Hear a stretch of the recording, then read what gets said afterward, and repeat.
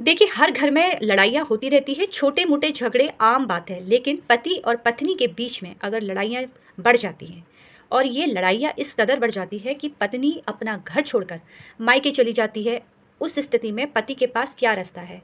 पहला रास्ता कि उसको मनाए और घर वापसी कर ले। लेकिन आप मायके गए, अपनी पत्नी से मिलने गए, लेकिन आपको वहाँ पर आपकी पत्नी से मिलने नहीं दिया, आपकी पत्नी ने आपका फ़ोन नहीं उठाया, आपने वीडियो कॉल की, नहीं आपसे बात की, आपने अपने बच्चों से बात करनी चाही, फिर भी आपकी पत्नी ने आपसे बात नहीं करवाई। अब ऐसी सिचुएशन में आप क्या करेंगे? ना पत्नी ने कोई केस आप पर किया है, ना कोई तलाक की याचिका आपके खिलाफ दायर की है। अब आपके पास क्या रास्ता है? ना पत्नी से बात हो रही है, ना परिवार वालों से बात हो रही है, ना कोर्ट से कोई नोटिस आया है। अब आपके पास एक रास्ता है कि आप अपनी पत्नी से बात करें और समझाएँ कि भई आखिर बात क्या है? लेकिन किस तरीके से आप बात करेंगे? क्योंकि फ़ोन तो वो उठा नहीं रही हैं। ऐसी सिचुएशन में आप क्या कर सकते हैं? आज इस वीडियो के माध्यम से मैं आपको बताऊँगी। देखिए, आपकी पत्नी आपसे नाराज़ हुई और मायके चली गईं। आप फ़ोन करना चाह रहे हैं, फ़ोन नहीं उठा रही हैं। तो आपको सबसे पहले क्या करना है कि अगर आपकी पत्नी फ़ोन नहीं उठाती हैं, उनके परिवार वाले आपसे उनकी बात नहीं करवाना चाह रहे हैं, आपने उनके पापा को फ़ोन किया, मम्मी को फ़ोन किया, उन्होंने कहा कि नहीं हमारी बेटी अभी नहीं है और हम आपकी बात उनसे नहीं करवाएँगे। तो पहले तो आप अपनी पत्नी को फ़ोन कर रहे हैं, परिवार वालों को फ़ोन कर रहे हैं, आप सबसे पहले जब भी आप फ़ोन करें, आप सबसे पहले उसकी रिकॉर्डिंग आप शुरू कीजिए। आपने रिकॉर्ड किया कि मैंने बार-बार अपनी पत्नी को फ़ोन किया, परिवार वालों को फ़ोन किया, लेकिन इन्होंने कोई भी रिस्पॉन्स नहीं दिया।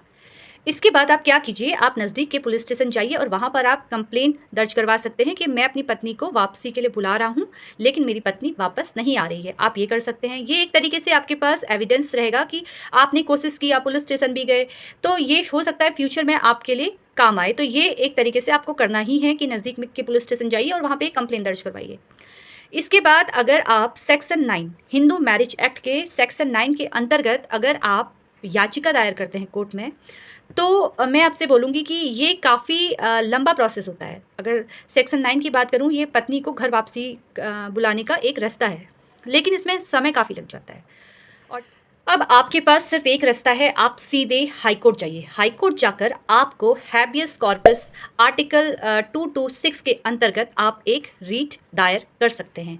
इसका मतलब ये होता है कि आप सामने वाले व्यक्ति पर जिसके खिलाफ आपने ये रीट दायर की है, उससे बात करना चाह रहे हैं, लेकिन वो व्यक्ति आपसे बात नहीं कर रहा है, या फिर उसके परिवार वालों ने उसे छिपा के रखा है।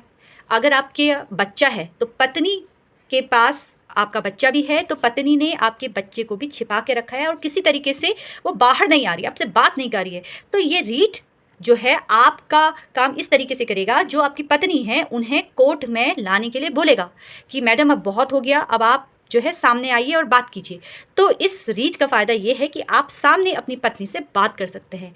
अब अगर आप बात करते हैं तो आपको पता चल जाएगा। देखिए, पत्नी के द्वारा अगर जब वो कोर्ट जो है वो पुलिस वालों से बोलेंगी कि इनकी पत्नी को सामने लेके आइए, तो आप पे भी आरोप लगाएँगे। आपकी पत्नी बोलेगी कि ये मुझे मारते थे, पीटते थे और मुझे धमकी देते थे कि मैं तुझे जान से मार दूँगा। इस तरीके से वो भी आप पे आरोप पक्का लगाएँगी ही लगाएँगी। तो उस स्थिति में आप कोर्ट में बोल सकते हैं, पुलिस वालों के समक्ष बोल सकते हैं कि देखिए सर, मेरे पास तो ये सारे एविडेंस है, मैं तो इनसे बात भी करना चाहता था, मैं इनके परिवार वालों से भी बात की है, मैंने पुलिस स्टेशन जाकर रिपोर्ट भी दर्ज करवाई है, लेकिन ये किसी तरीके से मुझसे बात भी नहीं करना चाहती थी। अब जब आरोप लगे, आपकी पत्नी के आरोप से आपको पता चल जाएगा कि आखिर वो क्या चाहती हैं। अगर वो तलाक चाहती है तो फिर उस तरीके से कार्रवाई होगी।